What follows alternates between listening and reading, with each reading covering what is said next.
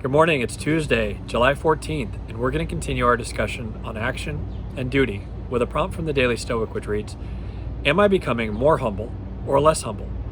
So oftentimes when I see a prompt that's so centered around a specific adjective like this, I'll go look up the word, even if I already know it, just to see an alternate definition or to better understand its etymology. Regarding the word humble, Oxford regards it as having or showing modest or low estimate of one's own importance. That kind of confirmed what I suspected to be the interpretation. While humility is, in my opinion, an admirable quality and something that I've strived for to make improvements in my own life, I do think that there's a tendency for some to misread the humble person, believing them to be too passive or unconfident. The humble person, however, is actually quite the opposite. They're self-assured, convicted, and self-actualizing. They just don't feel the need to boast about themselves or self-promote. They prefer to let their actions do the talking. I love the line, to be humble is not to think less of oneself, but to think of oneself less. While doing some research for this, I came across an article in Forbes magazine that summarized 13 habits of humble people. And here are a few that really resonated with me. Number 1, they're situationally aware.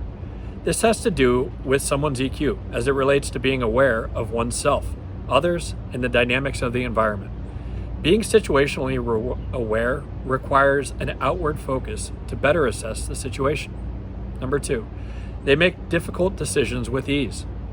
Having a well-defined set of operating principles like a set of 10 personal commandments enables this. This leads to better actionability rather than stagnation. Number 3, they put others first. Marcus Aurelius repeatedly reminds himself in his diary, community over self, always. Number 4, they listen. As Epictetus said, we have 2 ears and 1 mouth so that we can listen twice as much as we speak. Number 4, but they speak their minds. The humble person is selective about what they say. They don't speak simply to enjoy the sound of their own voice, but to add measured thought and action to a conversation. Number 5, they're curious. They seek knowledge and are perpetual learners. They embrace being the eternal student. They look for alternate viewpoints and perspectives to critically analyze and digest them. Again, in the words of Epictetus, it is impossible for a man to learn that what he thinks he already knows. Number 6, they take the time to say thank you. A little bit goes a long way.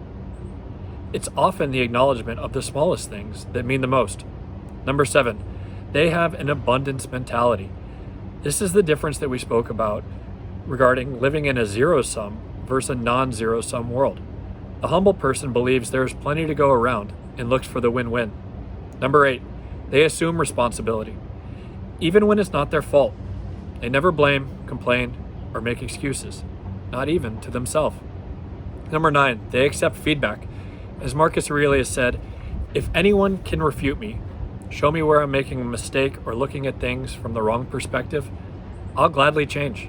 It's the truth I'm after, and the truth never harmed anyone. Number 10, they ask for help. Part of humility is acknowledging that you don't have all the answers and can't do it on your own. Collaboration with others is the more efficient path to self-improvement here. So as I thought about this, I mulled over an interesting paradox. Can a truly humble person really self-describe themselves as humble? I think not. And maybe that's why the prompt was written as, am I becoming more humble? Because our objective here is to view the progress as the journey rather than the destination. Hope you have a great day. Talk to you later. Bye.